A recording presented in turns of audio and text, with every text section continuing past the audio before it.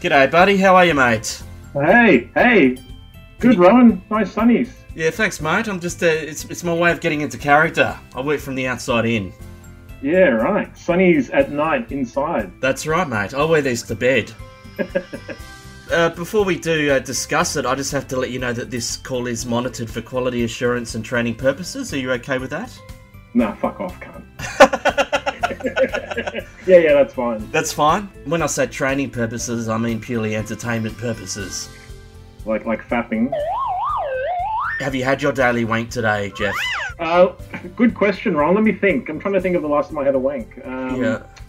Well, before I answer that question, what are your thoughts on the shower wank? The shower wank? Well, that was actually how I had my first wank. Really? I was 14 years old. Needless to say, I thought I broke it. I didn't know what the fuck was going on. I think the shower wank is great when you don't have a room or a quiet space in the house where you can rub one out. No, 100%. Look, that's been my experience. Like, right. Yeah. Like, for example, when my in-laws visit, you know what I mean? Like, the shower's the sanctuary, the only place I can get it done. I'm impressed you discovered it at 14. Like, that was your first one, because I'm actually a late adopter of the shower wank. Oh, really? Okay. Yeah, I started with pillows and shit, you know? It's like Big Mouth, isn't it? Oh, yeah, I haven't seen all the Big Mouth. I know what you're talking about. Yeah. No, I've only seen season 1. It was fucking hilarious, mate. So why the pillow, mate? You just thought that's just a sexy pillow? Because it was there. Because it was there? Yeah, I don't know. Fuck, you know, I was 11 years old and, you know, sexual awakening at the age of 11, I think it was two things, right? One was my mum's new idea in Women's Day magazines. Like, I'd see, you know, photos of whatever, fucking Princess Di, celebrities, models. So that was one thing. And the other thing was I saw this horrible movie at the cinema called My Stepmother is an Alien. Did you ever see that? I've heard of it. I haven't seen it. So basically starring Dan Aykroyd and Kim Basinger. And she's like the love interest. She's the stepmother. Yeah. And I thought at the age of 11 she was like the most stunning, sexy thing, and you know how it is. One thing led to another, and I'm like, oh, I guess that pillow looks a bit like Kim Basinger. And I got down to it. You got imaginative. Yeah, man. Well, you know, it's soft. It's plump. Yeah. So that was my first love, if you like. But yeah, the shower wank I only discovered in adulthood, to be honest. Right. Yeah. So anyway, that was a very long way of answering your question. Yeah, I think yesterday I might have rubbed one out. Today, more backed up today. I kind of feel that we've already started the podcast, Jeff, and I haven't even worked out the tech. Oh shit! So, man, we got all this gold. So luckily I've got behind the scenes recording, so I'm probably just gonna publish the behind the scenes. Should probably introduce you. Okay. Yeah, sounds good. Well, I don't even fucking know you, mate. I only know you off Facebook. See, I've known of you and I've seen your name for a while. Obviously, we've got a lot of mutual friends on the comedy scene. Yeah. I'm pretty sure our social media friendship dates back to the MySpace days. Yeah, I don't think we've ever gigged together or met in the flesh. But yeah, I've always known of you. Yeah, I've never been to Perth. I've always wanted to. I've heard Perth is very similar to Adelaide. Yeah. Even though you are a couple of hours behind. Hour and a half. Hour and a half, is it? Yeah. Do you have, what do you call it, daylight saving and stuff like that? We did for a little while, and then we got rid of it. We tried it for a year or so, but yeah, people were worried about, what's the dumb shit they worry about? Fucking curtains fading and cows getting confused, all that shit. And look, I haven't really been to Adelaide much either. I think I passed through there once when I was a kid on route to the Northern Territory or some shit. So oh, you stopped off and used our shitter. Yeah, well, that reminds me of your great podcast with Chris the Bloke Franklin. Kind of say and give you credit for being the only podcast host who's hosted an episode, which I really enjoyed, by the way, but it was so loose because I think you guys started off in your kitchen or something. Yeah. And then you're like, oh, let's have lunch. So you're firing up the barbecue and just recording the whole time. And then in the middle of it, Chris Franklin's like, well, I got to take a shit. So he takes a shit and you just keep recording. Yeah. And he comes back and you're like, how was your shit? Yeah, I know, because I thought that him taking the Zoom recorder into the toilet would be inappropriate. Yeah. But it did cross my mind. Yeah, that's it. Well, how about in the middle of this conversation, I go and have a shower wank? How about that? Sure, mate. Yeah, no worries. You can have a shower wank break. I won't have a wank because I'm kind of saving my hummus for the missus on the weekend. I'm just Yeah, I've just been holding in that jizz. I actually haven't been wanking in isolation.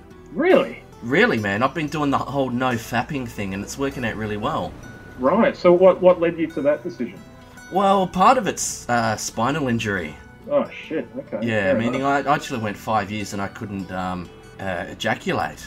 So Oh, my God. That's taking tantric to a whole new level, you know? Oh, mate. 5 years. First time I nutted one off, mate, I thought I had cerebral palsy. I was just... And can I ask, when it did finally happen, was that the mildly virus? No, it wasn't actually. It was on my girlfriend's tits.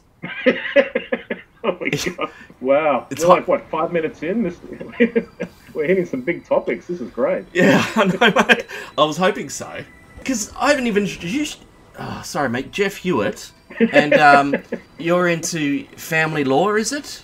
Yes, I'm a family lawyer based in Perth, and we've just spent the first 5 or 10 minutes talking about wanking. Yeah. Yeah, better call Jeff. Come see me about your divorce, you cunt.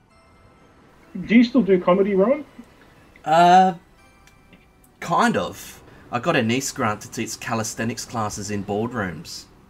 So that was going to be... Calisthenics? Yeah, I was going to come in and do the wellbeing classes. So I got government funding to do that because I wasn't eligible for disability. Yeah. So just to bring my comedy in places where they weren't expecting comedy. And like this podcast, I promoted it originally as the attitude consultant being a life coach. Yeah. And it started off me trying to be serious, but people just kept laughing at me, Jeff. I was trying to be normal. So this is comedy. I actually got nominated for an award for the best comedy for the Australian Podcast Awards. And I understand you're also an award-nominated comedian, is that right? That's right. So my Fringe World show, Rad Dad Redemption, was nominated for Best Comedy at the 2016 Fringe World Festival, so I was very happy about that. Congratulations. Yeah, so just adding, I guess, to your intro, so yes, I'm Jeff Hewitt, a family and divorce lawyer based in Perth. I guess how we know each other or know of each other is through the comedy world, right? So, yeah, I did stand-up for 12 years, basically. Started December of 4, and I pretty much finished at the start of 2017. Since then, I think, the only comedy-ish kind of gig I've done is one of my lawyer mates had his 40th last year in August. He's he's a pretty funny guy. Like, he's not a comedian, but he's quite well known. He's a bit of a loose unit. He thought it would be a good idea to celebrate his 40th by organising a roast of himself. Right. And he's the sort of guy, there's a million stories you can tell about him, because he's just a loose unit, you know. So he said, Jeff, do you want to, because I used to work with him as well, and we're mates, and so he said, Jeff, do you want to be the roast master and MC this roast? I said, Richard, I would love nothing more. Yeah, that was such a fun gig. That was August last year. And so in the past 3 years, man, that's the only stand-up I've done. Yeah. Basically, I stopped because I didn't have the fire, and I was just too busy with, cunts divorces and just being a family man. You know, I got 2 small kids. For sure, man. But I never say never. Like, it is making people laugh is a joy. It's so much fun. Totally. But I think literally everything else around comedy, I just grew to resent and hate, like the fucking hassling, you know what I mean? Dealing with bookers and promoters, flyering, dude, yeah. All that shit. I just hated it. Just absolutely hated it. The only thing I loved was making people laugh on stage. That's always been fun. And part of me is warming to the idea of getting back into it, not as a career, but just something to do. And I love comedians and love talking shit with comedians. Like, there are a lot of things about it I miss, but this is what happens when you get older, man. You mellow out a bit and mature, or you keep going and you live the lifestyle like fucking Franklin or Fleety, you know what I mean? Yeah. There's a lot of ups and downs in the bizzo, isn't there? Like, we're doing comedy right now. I get tens of listeners a week. So this is big, mate. Like, the Attitude Consultant, award-nominated podcast with an award-nominated comedian. Like, can't get much better than that, can you? Oh, mate, those tens of listeners are getting bang for their buck, aren't they? Totally. Do you have a Patreon? I don't, mate. Yeah, okay. Mainly because I just feel like I'm a bit of a beggar, asking people for money. Yeah. We'll start this podcast very shortly, by the way. I was going to give Zencaster a go, but to be honest with you, I can't be fucked, mate. You haven't used Zencaster before? I haven't. No. It wants me to add you. Do you have an email address to invite you in? Yeah. I'll just send it to you now if you like. All right, mate. Yeah, we'll do that. I was going to keep this a very short, sharp, and shiny interview because people don't have attention spans, but maybe I'll just be like the Franklin one. It'll just be open bullshit. Yeah, man, we can go for a bit. You know, I mean, not too long because fuck, I've got an early start tomorrow. What time you kick off? What time you kick off? So I don't normally get up early on a Friday, but one of the boring adult things I've started doing since I stopped doing comedy is I do business networking every week. So I'm not sure, have you heard of an international business networking organisation called BNI? I haven't heard of that one, no, but I'm familiar with all those networking events. You know, you got chapters. It's a group of people you meet with every week, pass business to each other through referrals. So my chapter meets every Thursday, so I had an early start this morning, got up at 6 a.m. for a 7 a.m. meeting. Right. We normally meet in person, but the past few months, because of COVID, it's been via Zoom, which I actually quite like because it means I can do these meetings with no pants and, you know, from the comfort of my lounge room. It's pretty nice. Yeah.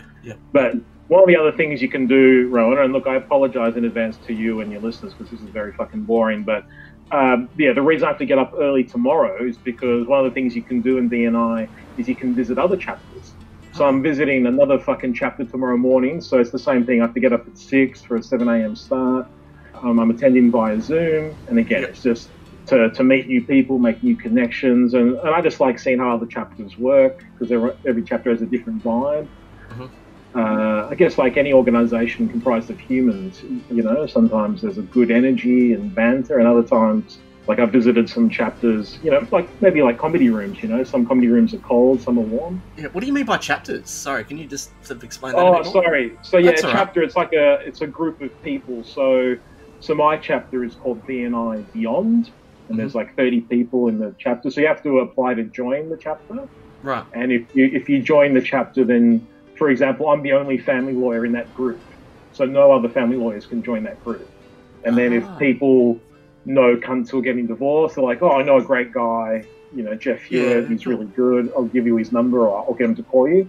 And so in any chapter, you could have a family lawyer, a fucking accountant, you know, financial planner. We all pass work to each other, and it's really diverse, man. And it's good. I like it. Yeah. Do you have an attitude consultant yet? No, man. Maybe I'll invite you as a visitor to my chapter. Yeah, for sure. Yeah, definitely. Yeah, that'd be sweet. But yeah, so I'm getting up at 6 a.m. tomorrow to attend this fucking networking meeting.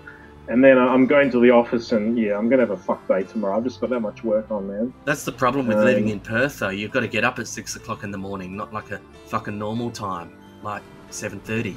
You know what I mean? Yeah, because what? We're 90 minutes behind you cunts. Yeah, that's right. Yeah. Sorry, man, I don't know what I'm talking about. I might just actually fill my glass and you can have a quick shower wank if you want. Yeah, sounds good, bro. All right, mate, I'll check my OnlyFans while you do that. Do you reckon the 3 minutes will be enough to rub one out? Oh, yeah, look, I might save it, actually. Righto, good. That's a good plan. That's a good plan. Yeah, in fact, because my missus, it's her birthday on the weekend, so I might save it. Good on ya. We'll talk about that. Yeah.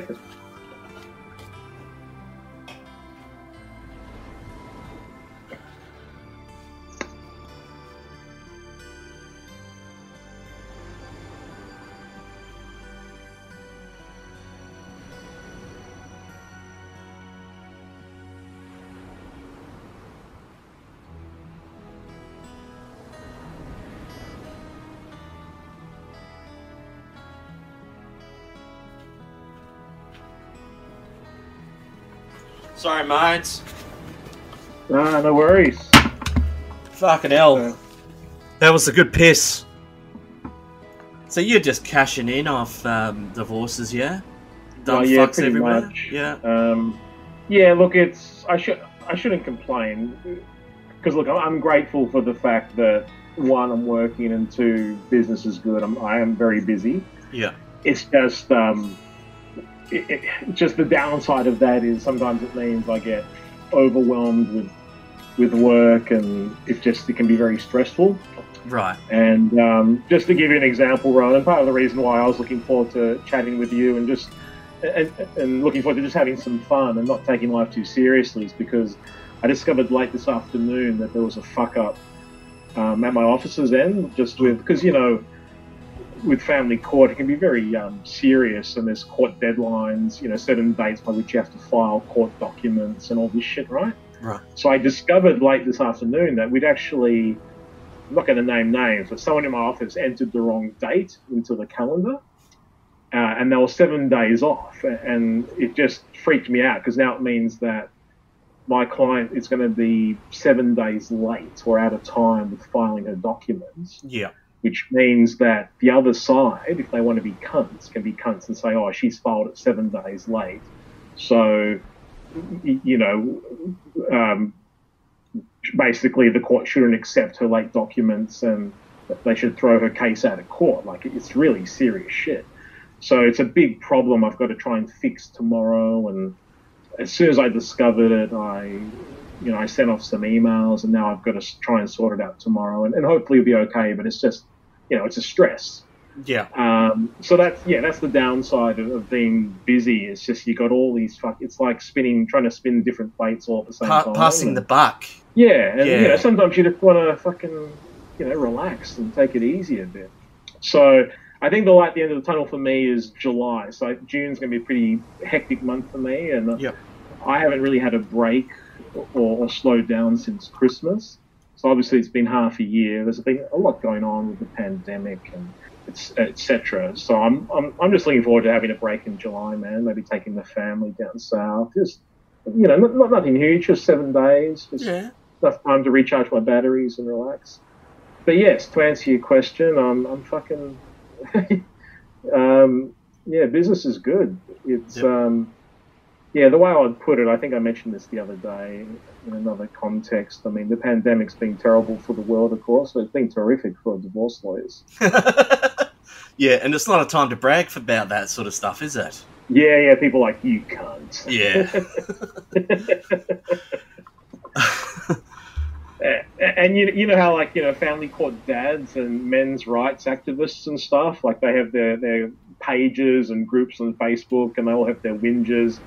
And it's quite funny sometimes when I read the comments, and they're all like, but they just think family lawyers and divorce lawyers like me are the worst cunts in the world. So all the comments are like, oh, I rank them below used car salesmen and politicians. They're the fucking worst. And they're profiting off of human misery and tearing kids away from their dads. And look, my attitude is, you cunts come to me. I don't go looking for this shit. You cunts come to me with your problems, and then I'm supposed to fix them. Like, I'm not the reason that your wife fucked your brother, okay? Yeah. Like, don't fucking put all that shit on me, you know? Yeah. But yeah, it gets pretty intense, man. As you can imagine, it's very emotional. It's very, you know, people are arguing about money and kids, the two things that drive people the most crazy. Amongst all of that bullshit, though, was it ever rewarding? Like, what's the rewarding story on your job, on how you've been able to help people? That's a great question. I'll give you 2 examples, okay? First of all, I just got an email tonight from another client, which almost made me cry, just because I was stressed about, you know, this fuck up I mentioned to you. Yeah. But then this different client, and English isn't her second language, but she's really sweet and hardworking. She sent me the most gorgeous email, and I started to tear up just because I was feeling a bit raw and emotional about the fuck up. So I'll just read it to you. She goes, hi Jeff, blah blah blah. Please do whatever. I feel confident and very comfortable when I have you with me. Do what we have to do. Thank you so much. And just something, you know, nice, a bit of gratitude and appreciation. It's nice. Yeah. So that's the first example. The second example, to answer your question, yes, it can definitely be rewarding, 100%, because you are helping people, often vulnerable people, who might be dealing with an abusive ex, or they're just trying to see their kid and their ex has been a cunt, or they're just trying not to get ripped off, whatever it is. But the most powerful example I can give, man, is at the start of my career. So I started doing this shit 2002, 2003. So very early in my career, I worked on a case, and every lawyer has at least one case that they work on that they'll never forget. So mine, I had one of those, which was early in my career, and it was a custody battle. I acted for the dad. Yeah. He was basically trying to take his little boy off mum because mum had a lot of issues, and this case was a real doozy. It had so many issues, you know, family violence, allegations of child abuse, neglect, allegations that the mum's boyfriend was a pedophile, mental illness, all sorts of shit. Yep. Anyway, long story short, we won that case. And so this little boy, I think he was 6 at the time, the court ordered that he goes and lives with his dad, my client. Yeah. So that was a big win. Yeah. Anyway, fast forward, 16 years later, this year, just think March. Wow. I'm at one of those business networking meetings that I was telling you about. Yeah. I was visiting another chapter, and there was a few other visitors there. And one of the things you do when you visit a chapter, you get up and you say who you are and the name of your business and what you do.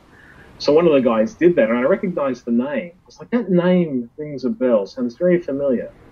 So after the meeting, I approached this guy and I said, hey, man, was your dad so-and-so? And he's like, yeah. And is your mum so-and-so? I'm like, yeah. He's like, how do you know them? I was like, mate, I was your dad's family lawyer.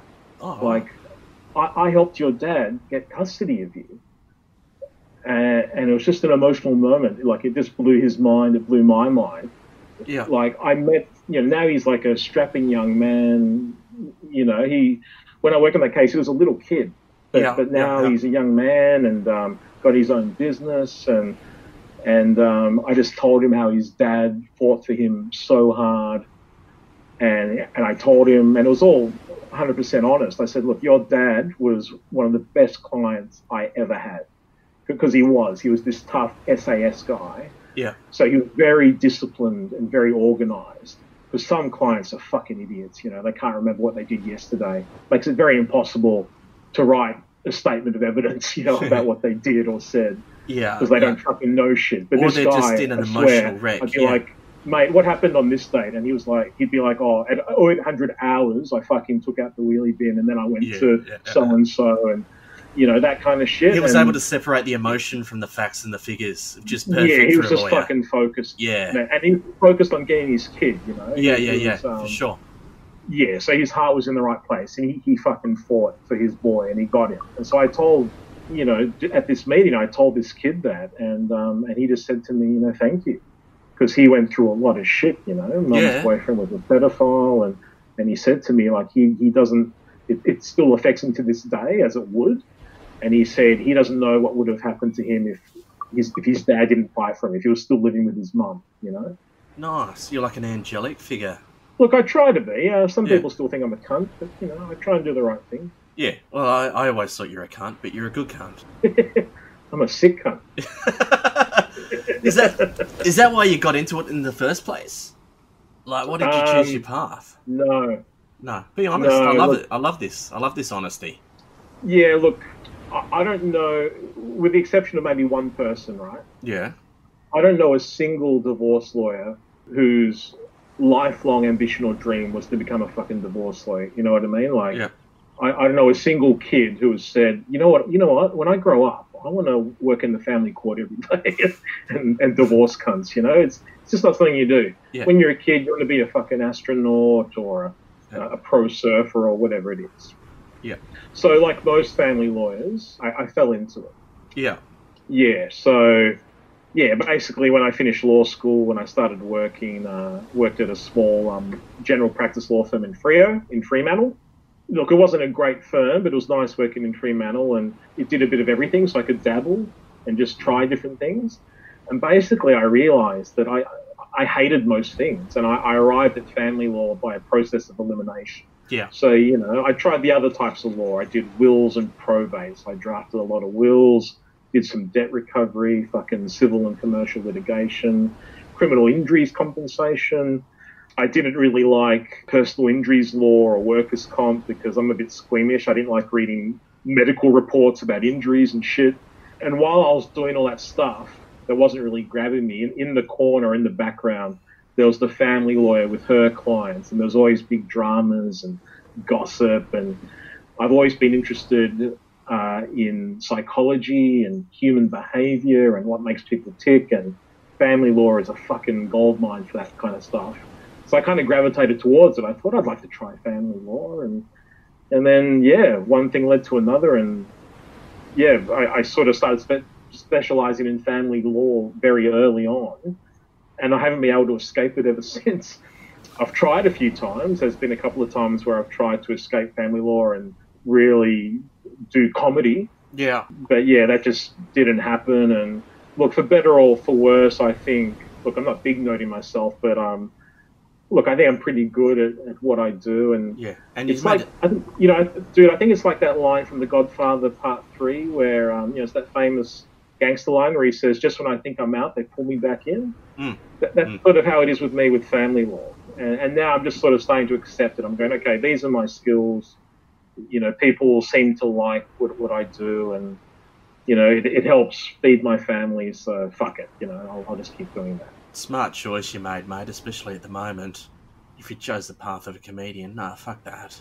Well, that's a good point. I did think that. All these poor cunts who can't work, who can't perform. I feel for them, man, because I still consider myself part of the brotherhood. I love comedians. I think I'm still a comedian in my bones. But, for sure. I'm just trying to make a living, And it's like that. Is it ikigai? Is it the Venn diagram where it's find something that you're good at and something that fulfills you and something that you get paid for? Oh, yeah, I have seen that. Cool. The ikigai. That's kind of almost like your success story. Yeah. Like the balance, the balance, man, the harmony, the balance. No, look, that's a very good point. And look, I'm at a much better place now. Because, like you said, with comedy, with the ups and downs, it's the same with any career. So I've had ups and downs with family law and, been fired from jobs. There's been times where I've sort of just been burnt out. That's very common. You just get fucking burnt out because people are unloading all their emotions and bullshit on you. So you got to learn to set boundaries and sort of protect yourself. Like say, don't take your work home with you, but that's often easier said than done because sure, you may not physically take any files home with you, but it might be all in your head,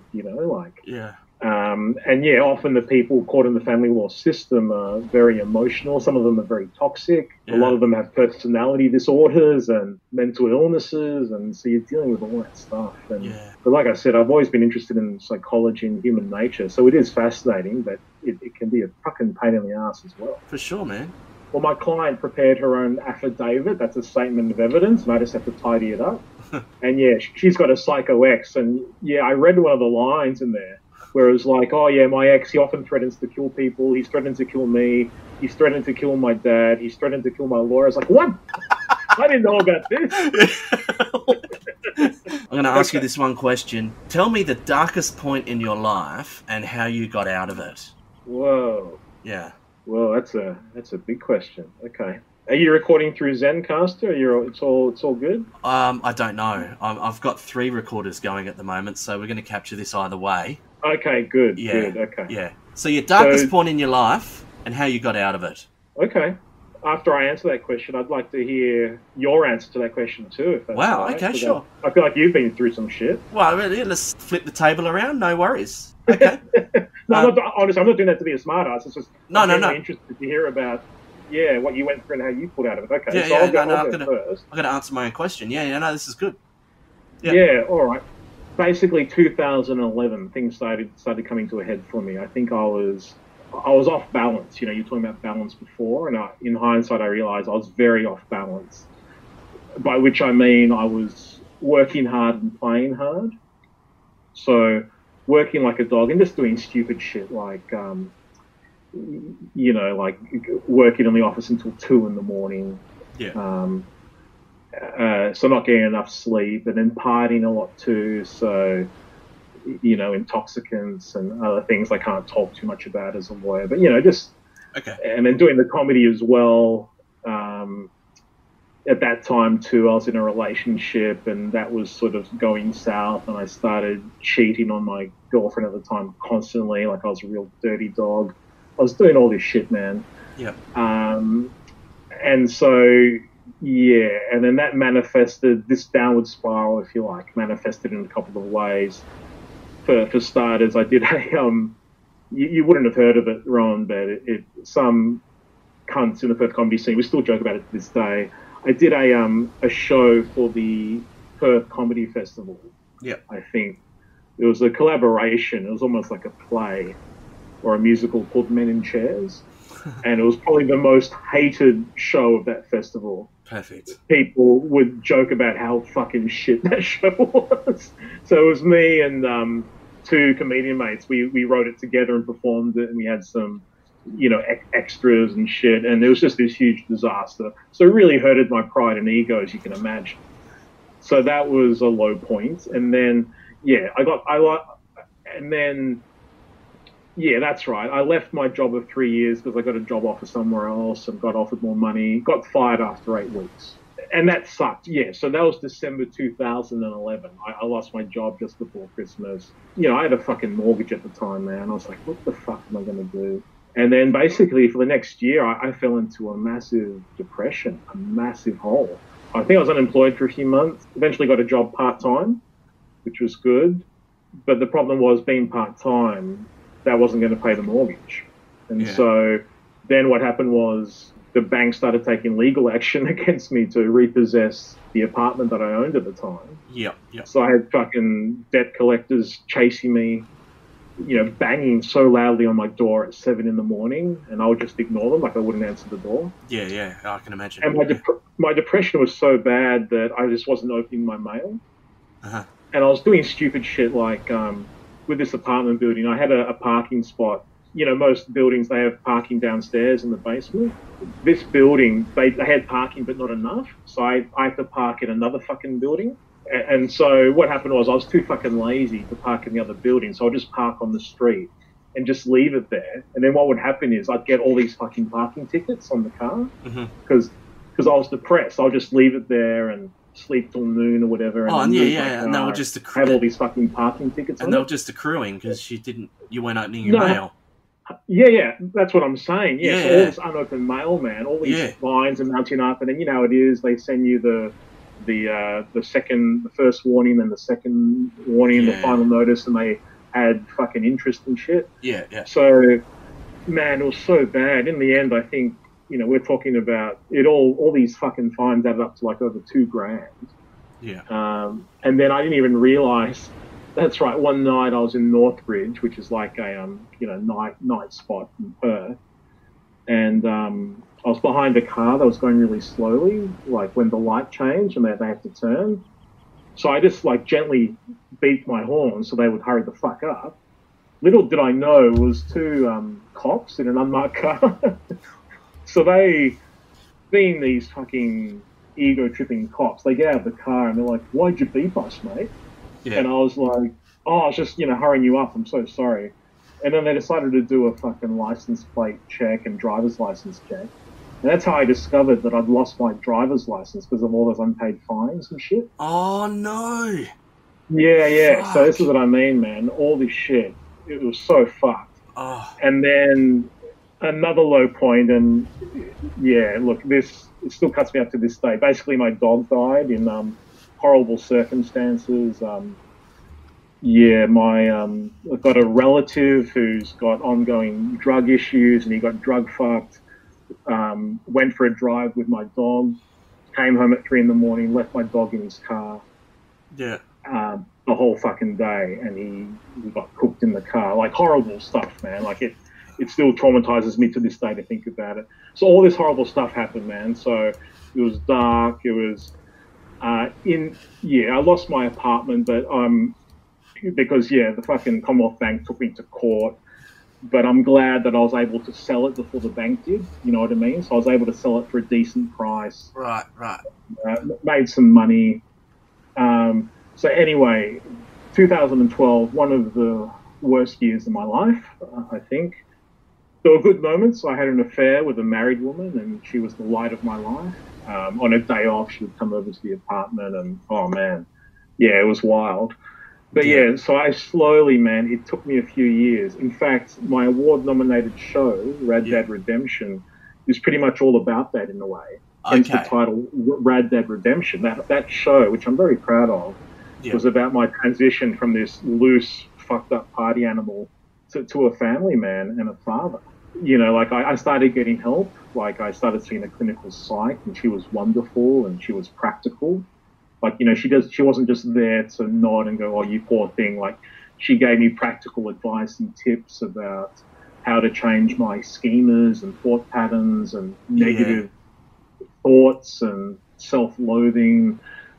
She explained to me how the brain works and neurons that wire together fire together, which means that, you know, we've got all these, we perpetuate all these self-beliefs. So, you know, one of the things I had was that I'm shit, no one likes me. Mm-hmm. So one of the exercises she made me do is whenever someone said something nice to me or gave me a compliment, I had to write it down. Oh. So I started doing that, and it was actually quite powerful because at the end of the week or the month, you'd look at it, and because you forget this shit, you know, especially if, you know, you're a depressed comedian, you remember the bad things more than the good things often. So I would forget all this shit, but I'd look at what I'd written down. It's like, oh my God, all these people said I'm, you know, lovely and thank you and, you know, whatever it is. So I started doing that. Kept working. I basically worked part-time for 5 years, 5.5, and I think I'm glad I did that. Obviously, I was making less money doing that, but it was a lifestyle choice. I had a less busy, less stressful life. I had time to do comedy, enjoy myself a bit more, enjoy life. And then I met my current partner, Tracy, in 2014, and I knocked her up very quickly. Yeah. And we had our son Harry in 2015. I returned to full-time work 2017 and had my second child, my daughter Isabel, in 2018. And here I am, man. You know, you know, got a pretty good job, nice family. You know, things are good. So yeah, that was a dark point, and I slowly climbed out of that hole, and obviously it doesn't happen overnight. It took a few years. Yeah. But so how did I do it? It was a combination of things, man. It was clinical psych, just getting my head straight, and I remember there were a lot of tortured conversations, a lot of long dark nights of the soul. You know, like me driving down to the beach just to think about life and what I was going to do, and somehow I got through it all. And someone was talking this morning at my networking meeting that it's sort of words of wisdom. It's in a book, you know, turn your troubles into blessings. And, you know, this idea, I guess it's a cliche, but I do find there's some truth to it, that your dark times can be your best teachers. Yeah. Like you know, obviously it sucks and it's awful and you don't want it to happen. You don't wish on anyone, but it's inevitable, right? Pain and suffering is inevitable. It's a part of life. And when you get through it, hopefully you get through it, you look back and you go, yeah, you know what? I learned a lot from that fucking experience. And it made me stronger, wiser, whatever it is. I walked away with it, maybe with a wound, but also it helped me in some way. Yeah, for sure. That's I think that was one of my darkest moments in how I climbed out of it, man. It's almost like doing a Control-Alt-Delete on your life and sort of starting again. Yeah, and you know, I always think that the thing about life, man, is it can change in an instant, for better or for worse, you know? Because, for a while there, I was flying high, or I thought I was flying high, you know? I was making good money, I was doing comedy, I was banging married women, you know, whatever it was. But then suddenly I lost my job and I just unraveled like that. Like one thing led to another, all this horrible stuff happened. One of the lowest moments was when my savings had run out and before I'd started getting my first dole payment, my first Centrelink. Yeah. So just fucking dead broke, like no food in the house except for some pasta, no toilet paper. So I'd either have the standing bidet in the shower, or because I was, you know, living in the apartment, I'd go upstairs to to the top, the roof level with the pool, and just go into the public bathroom there and, you know, steal all the toilet paper and bring it down to my apartment. Yeah. Like, you know, real grubby Darrow shit like that. Just, yeah, real low point, man. And because I didn't have money, I wasn't really doing anything except reading books. I remember, one night I was reading 1984, you know, by George Orwell, which is a classic, but a fucking heavy book. And I think I finished that book as the sun was coming up, and it's a powerful book, but so fucking depressing. And yeah, I just remember finishing that book as the sun was coming up, going, "Oh my god, fuck, what did I just read?" This, you know, just in that situation as well, being all depressed and broke, and just thinking, man, Big Brother, you know, he's going to fuck us all. Yeah. And then I started thinking about Sarah Marie and hot dogs. And, Have you watched the new Big Brother? No. Nikki, my partner, invited me over to the opening. I think it was Monday night, and we sat down and watched it together. And like, I don't even have an aerial at home. I can't watch it. So Monday just gone. Yeah, so it's on every night. It was probably on tonight at 7:30. I haven't been able to watch it. Yeah, but it was all pre-recorded in March or something, so they all went in there before lockdown. It's almost like that show Dead Set. Have you seen that series, the UK? Where the Big Brother housemates are in the house and then there's a zombie apocalypse on the outside and they don't know? Yeah, nice, okay. So it's going to be interesting. Yeah, it reminds me, there was some German reality show, it might have been a Big Brother style show, where all the housemates had no idea that the coronavirus was happening. So, yeah, it sounds similar with the Australian Big Brother. Yeah, I'll check it out. Yeah. But, so that's my answer, Ryan. Now what about you? Do you want to answer your own question? I can answer it for your sake. I may not publish it just because it's a boring story. I've put it in all the other episodes. But for me, the darkest time was when I woke up it was about 2013, late June. I pretty much woke up in a coma and I couldn't feel from my waist down. So I was paralysed. I could just move my arm. I couldn't remember what had happened 2 to 3 weeks. Could only move that one arm and the rest was just dead meat. And I didn't know if it was real. I was trying to wake up for it. For the first few hours, I was just trying to blink and trying to get out of this nightmare, because I regularly did have sort of paralysed nightmares. And you'd wake up and you're in your bed. So I thought it was sleep paralysis. So trying to get my head around, because I was so fucking high on morphine, man. Like, I didn't know what was going on. And then I just remember looking at my feet just for days, just denying that was reality, and I'm going to spend the rest of my life in a fucking electric wheelchair, being fucking spoon-fed. Like, that's what I thought was I thought that was my future. And I thought... So did you wake up at home or in a hospital? In a hospital bed, yeah. Oh, shit. So it started off like gastro symptoms, where I just kept ringing into work, calling in sick, and then just like, "Oh, when you going to come in, mate?" I was working in a shitty dead-end job at Hewlett Packard, and I'd quite often call in sick, because it was like a phone hotline where you'd just ring up at 6 a.m. before the boss came in and you'd leave a message. Easy sickie. So they'd assumed that I was full of shit, but then my memory just started to fade. Like, people were coming in trying to renovate my house, and I'm apparently telling them to get fucked and fuck off. Like, I was just losing my mind. Like, I started to get photophobia, just totally trip out. Went to a few emergency departments.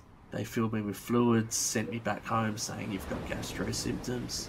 One of them eventually gave me endone, because they all thought I was just a doctor shopper just trying to get fucking free drugs. So they said, "Here you go, just take it and go home." I ended up dropping 13 of them in like an hour or something. I was just in so much agony, and then I was just losing bladder function, couldn't start to walk. So then my GP just said, "Look, this could be Guillain-Barré, this is serious." Sent me back to the same emergency department that sent me back twice. They pretty much took my case seriously after that, because the GP referred me. And then, as far as I remember, I was in ICU. So, man, was this some neurological condition? Yeah, it was something like that. It was like the virus pretty much gave me encephalitis, so my brain swelled up, it attacked my spine, and... Oh, man. Then so what, did it take you... How many years did it take you to I'm still Well, to start walking for to starters. start walking took about 8 months of like hydrotherapy, rehab, and stuff like that. So I was an inpatient until the end of the year. Up until Wow. 2 weeks before Christmas, I was still in a wheelchair. Then I progressed to walking sticks. When I was sort of walking around crutches and I was out of my wheelchair, people on the outside world just thought, "Oh, he can walk again. He's fine.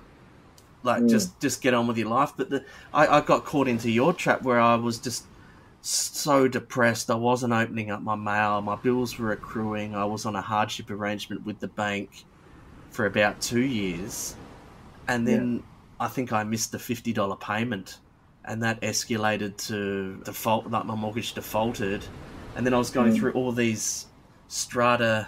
What do you call it? They were doing renovations on my balcony, so the council had what's the term when you can't live in it? Like they condemn the they condemned the property. Yeah, so as an owner, I had all these levies to pay for balconies and stuff like that. And all the renters were contacting Today Tonight going, "This is outrageous. I'm paying $200 a week and I'm in a fucking wheelchair and I'm paying for it. I'm going through the same shit that you are, but I'm getting sent the bill at the end of it." And then the bank's turning around saying, "We're going to repossess your house." And it's like, well, I can't fucking sell it. So I've got all these debt collectors trying to knock on my door, but they can't get to my door because of all the scaffolding. And I'm basically stuck inside, a disabled person. I had nowhere to go, man. And then Centrelink basically said I wasn't eligible for disability at that time because I didn't understand how the tables work, because they changed the legislation in like 2012, making it fucking impossible for disabled people to get the DSP payment. So I've got all of this going on. I had the ATO saying I owed fucking $5,000 or whatever on unpaid tax. It was just coming left, right, and centre. I wasn't opening up my mail, so therefore I was discharged from the outpatient program with my neurologist. So then I couldn't provide the evidence for my Centrelink claim.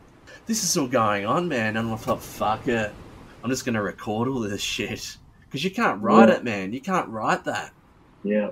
And then along came fucking COVID, and then all of a sudden people are finally showing compassion for the first time, because cunts have to stay in their house for 3 months. It's like, dude, I've been living in this isolation for 7 years now, and no one gave a fuck. No one gave a fuck. I got billed for the privilege. Right. Yeah. And so are you out of it now? I mean, how's your, is it all under control now? Well, it is at the moment, and it's going to change again now, because I just had a contact with Centrelink. Now they've, someone internally is looking at my case. I basically told her the story that I just told you. Yeah. I'm getting $550 payments, but what happens when they stop? Don't know, man. So do you still have your place? Yeah, because I accessed my superannuation, which it got taxed at the time. I know it's tax-free at the moment, but I pretty much don't have any left. Yeah. I might access the remaining amount and just put it in my savings, so it's there. That'll buy me a few more months. I've got job networks ringing me every week, trying to force me into jobs that I don't have the capacity to do. Yeah. So I'm just recording those conversations. Right. For the podcast. For the podcast, yeah. I'm thinking maybe if there is light at the end of the tunnel, I can help other people that are going through the same shit that I am. Yeah. By listening to my story. Yeah, and there's definitely something to that, I think. Yeah. I think, well, certainly for me, I think part of my journey of redemption or healing or climbing out of the hole was just, learning, helping other people, basically. Yeah. Because it sort of helps you, doesn't it? They say that.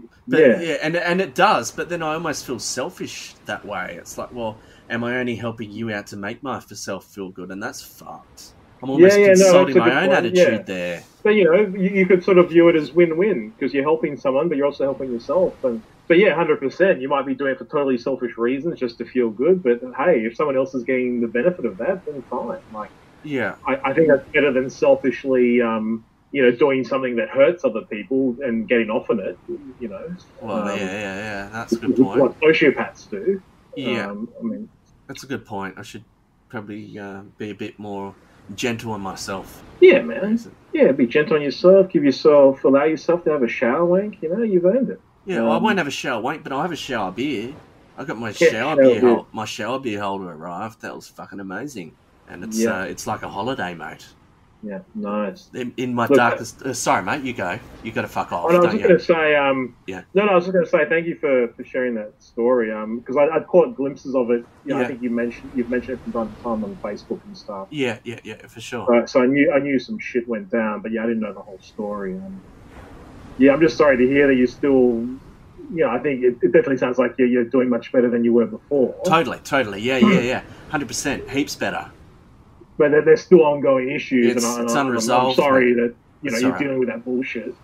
No, thanks, man.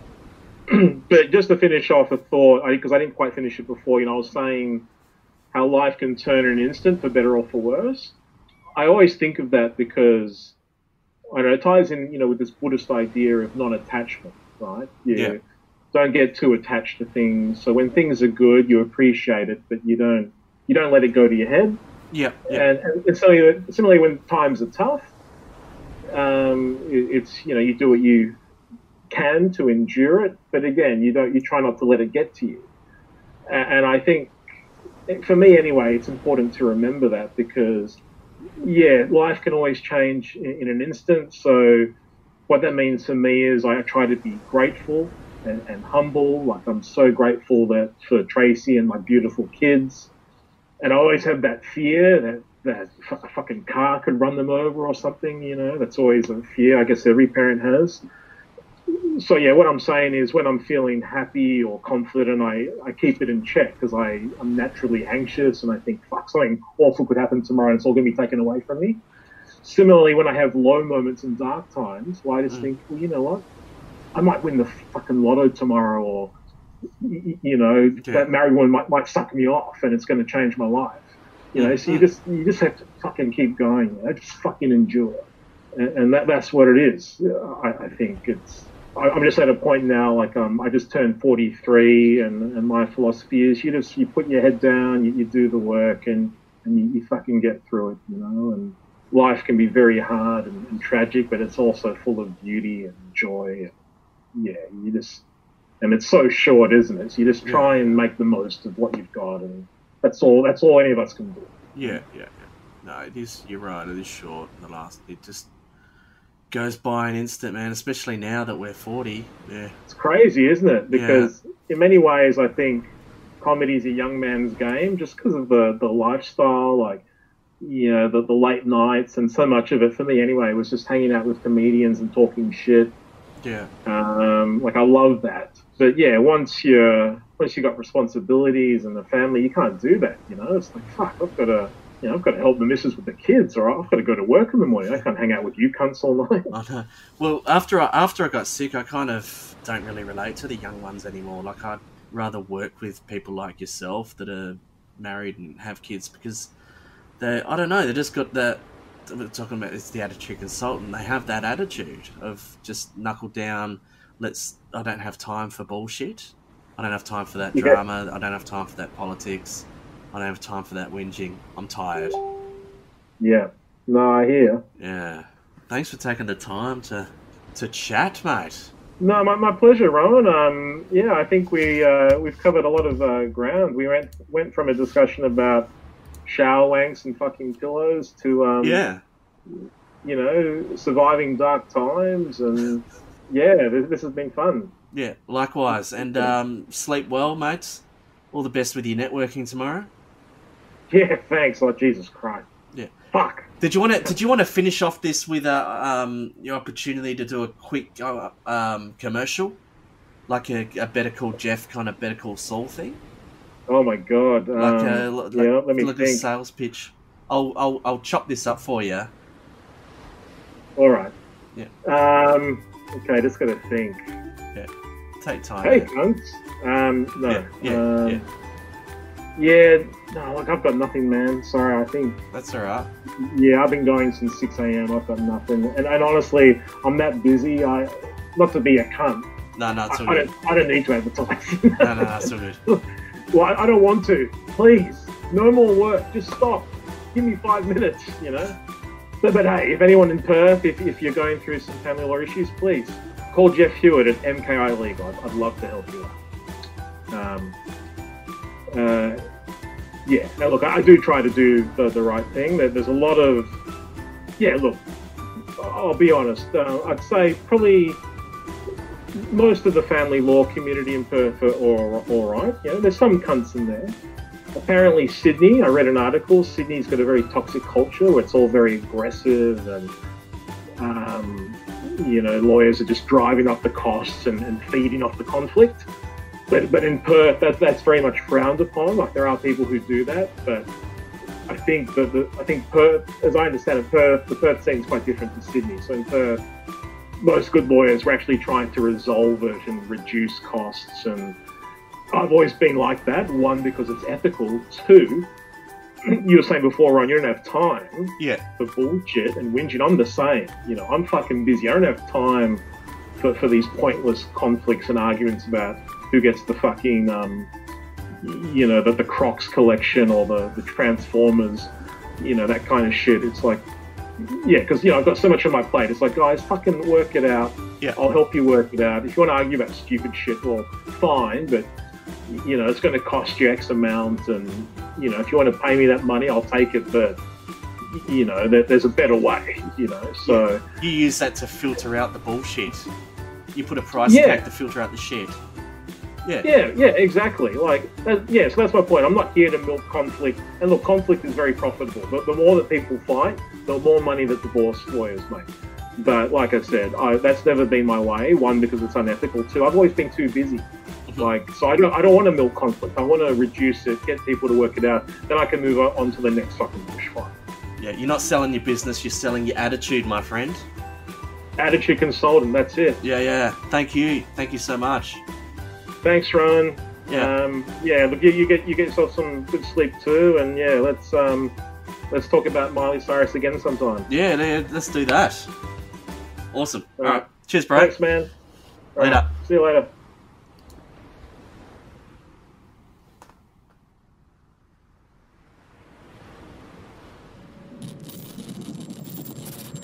Attitude Consultant is produced by Ryan Barry and distributed by the Ozcast Network.